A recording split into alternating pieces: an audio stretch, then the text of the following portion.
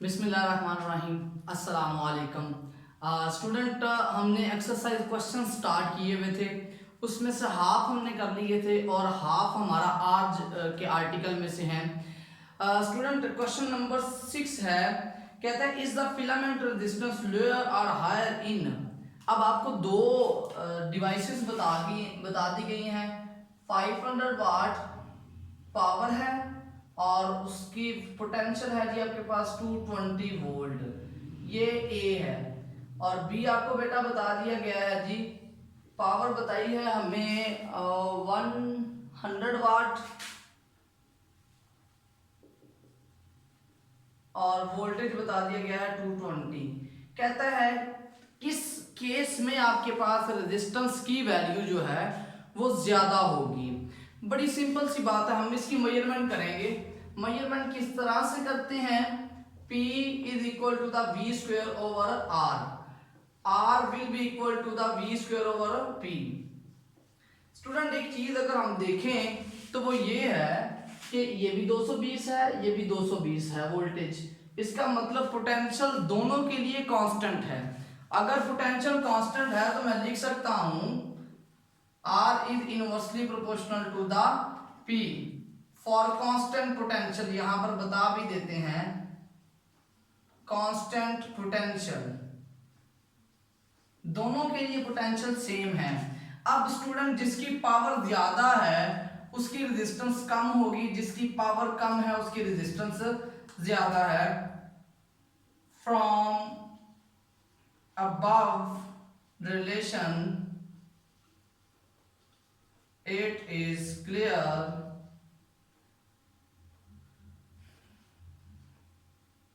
100 वाट जो आपके पास power B है वो 100 वाट है, लिहाजा रेजिस्टेंस यहां पर ज्यादा होगी। So R B will be larger than R A. तो आर ए सब्सटेंस की रेजिस्टेंस बी की निस्बत क्या होगी, कम होगी। बी जो है वो ज्यादा है। तो ये हमारे क्वेश्चन का आंसर था। आप चाहें तो इस फार्मूले में सॉल्व करके दोनों की वैल्यूज को कंपेयर करके भी बता सकते हैं। दैट्स योर ओन चॉइस, आप उसे किसी भी तरह से सॉल्व कर सकते हैं। नंबर 7 आ जाता है, कहता है describe a circuit which will give you continuously varying potential. Student, ये अभी रिसेंटली आर्टिकल हमने पढ़ा है। यहां पर आपके पास एक है जी,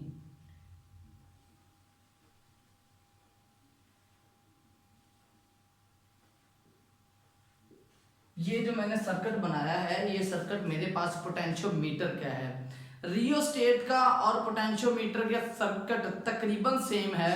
रियोस्टेट में ये वाला जो पोटेंशियल लगाते हैं ये नहीं होता, पोटेंशियल मीटर वोल्ट मीटर, लेकिन रियोस्टेट में ये होता है। तो हम कहते हैं कि हमारे पास जो है potentiometer is a circuit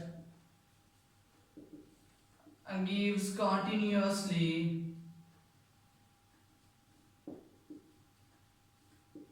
varying potential. Potentiometer हमारे पास कंटिन्यूअसली वेरिंग पोटेंशियल हमें बताता है। That was all about the question number 7। Now the question number 8। अच्छा, ये क्वेश्चन 7 में आप लोगों के लिए मैं लिखता चलूं, जो फार्मूला था वो था V E over R into are.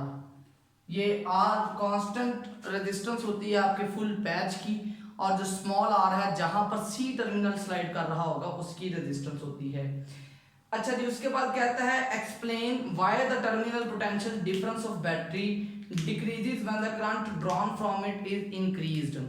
हम अगर बात करें तो हमें पता है जी, आपके पास जो ईएमएफ होती है this is terminal potential difference plus I R. ये वाली वैल्यू इधर जाके माइनस हो जाएगी, आपके पास ये रिजल्ट बनता है। स्टूडेंट, ये कांस्टेंट पोटेंशियल होता है जो बैटरी ने सप्लाई करना ही करना होता है। कहता है जब आप ये करंट बैटरी से इंक्रीज करते हैं, ज्यादा से ज्यादा उसमें से करंट एक्सट्रैक्ट करते हैं, तो ये टर्म, ये वाला फैक्टर आपके पास इंक्रीज करता है, लिहाजा आपका टर्मिनल पोटेंशियल डिफरेंस क्या हो जाता है, कम हो जाता है। तो आप लिख सकते हैं as I R factor increase so VT decreases when more current is drawn। जब हम ज्यादा करंट ड्रॉ करेंगे तो आपके पास ये वाली जो वैल्यू है ये कम होगी। अच्छा जी, उसके बाद लास्ट है what is Wheatstone bridge and how it can be used to determine the unknown resistance. बेटा व्हीटस्टोन ब्रिज की डेफिनेशन आप लोग लिखेंगे, मैं नहीं लिख रहा क्योंकि आप लोग पहले सीख चुके हुए हैं। तो व्हीटस्टोन ब्रिज आपके पास एक ऐसा सर्किट होता है जो अननोन रेजिस्टेंस को मेजर करने के लिए इस्तेमाल किया जाता है। ये इसकी कंस्ट्रक्शन है जी।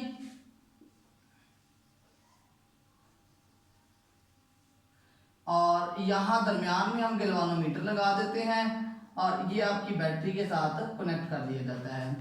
इसमें जो आपने चीज याद रखनी है वो ये कि R1 और R2 आमने सामने है, R3 और R4 आमने सामने है। अगर इस तरह से लिखें तो R1 over R2 will be equal to the R3 over R4। तो सपोज यहाँ पर R4 अननोन है तो आप उसको मेजर आउट कर सकते हैं। किस तरह से? वो आ जाती है जी R2 over R1 into R3। तो ये आपके पास क्या आ जाएगी जी R4 which is unknown resistance, आपने उसको मेजर आउट कर लिया है। स्टूडेंट ये हमारा आज का आर्टिकल था। होप सो कि आपने इसको एंजॉय किया और अच्छी तरीके से समझ लिया है। अपना बहुत ज़्यादा ख्याल रखिएगा जी। अल्लाह हाफिज़।